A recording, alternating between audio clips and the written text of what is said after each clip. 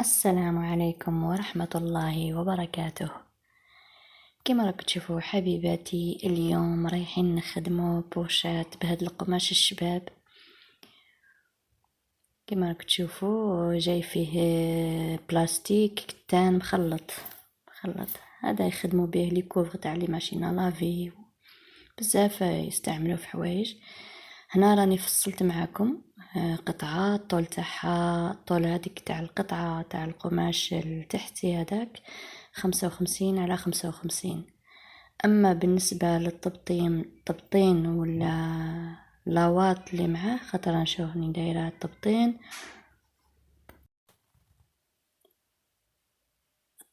وهذاك البونجر رقيق 45 على 45. كما راك تشوفوا هنا انا عندي هذا اللي يغلفوا به السيارات من الداخل، وانتي حبيبتي تقدري تستعملي لاوات ولا البونجر رقيق العادي. هكذا نحطوه فوق القماش،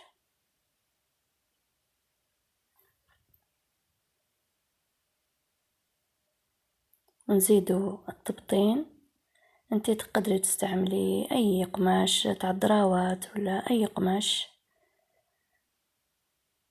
ولا لابوبلين. نحكمهم بليزيبانغ باش ما يتحركوش هكذا، ونديروا لهم خطوط افقيه ولا عموديه ولا عموديه وافقيه كما حبيتي حبيبتي. هكذا باش يجينا سهل في الخياطه والقماش ما يهربش.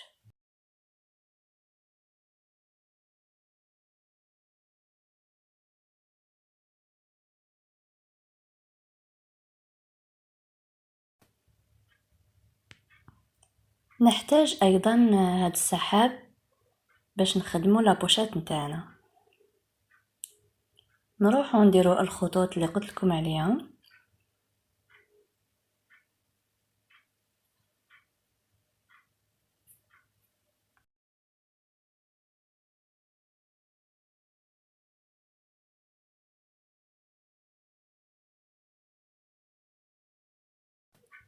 كما شفتوا راني نطوي، شوفوا راني ندخل التبطين تحت البونج ونزيد نقلب هذيك القطعه اللي من تحت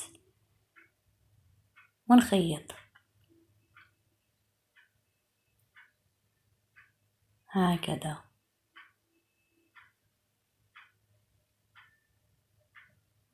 نكمل باقي الخطوط.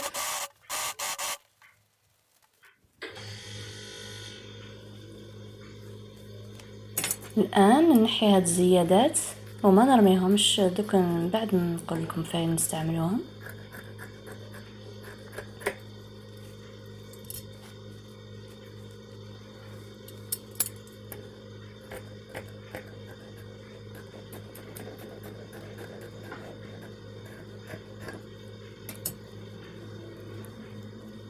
الان نجيب السحاب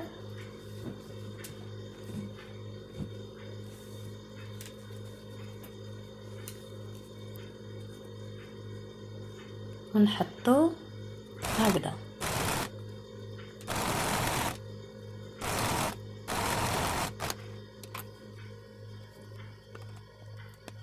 نقلب ونزيد ندير خياطة أخرى.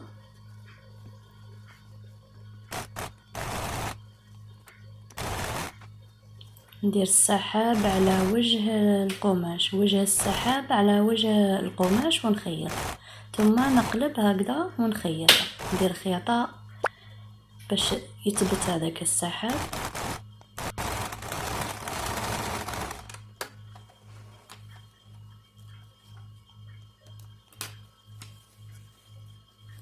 نخيط الجهة الأخرى.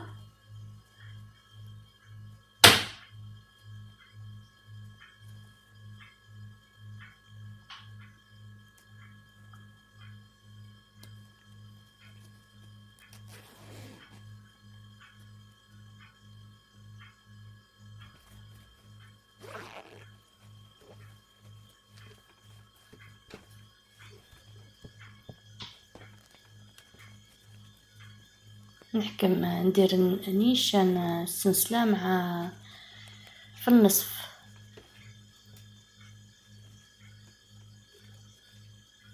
نديرها في الوسط هكذا ونحكم بليزيبان.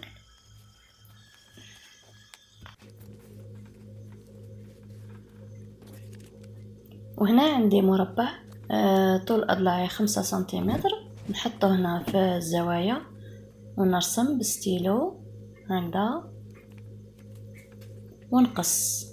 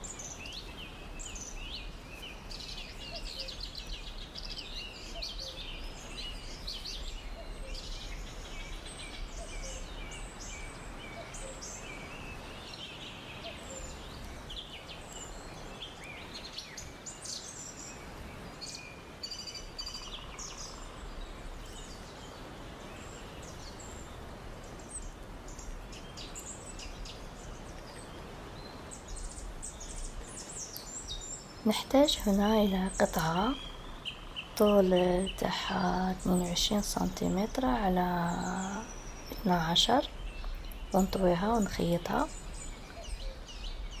ونترك هنا فتحات صغار من ندخلها هكذا ونخيط. ثم الجهة الثانية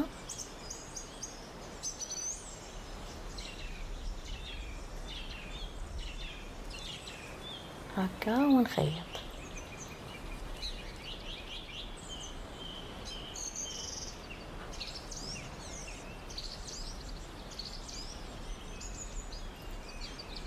هنا كما راكم تشوفوا راني كملتها ودرت لها البي لهذوك الزوايا باش ما يبقاش هذاك التبربيج وهذاك الخيوط خارجين كما راكم تشوفوا، باش تجي نقيه الخياطه.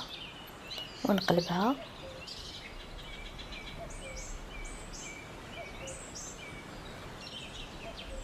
خرجت شابه وكبيره، ترفد لك بزاف صوالح.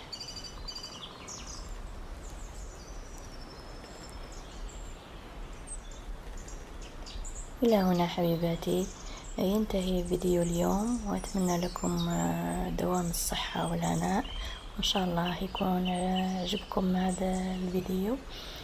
وما تنسونيش أخواتي بالجام والبارطاج، واللي ما باشتركاش تشترك. ومرحبا بكم في قناتي، ومع السلامة في فيديو آخر إن شاء الله.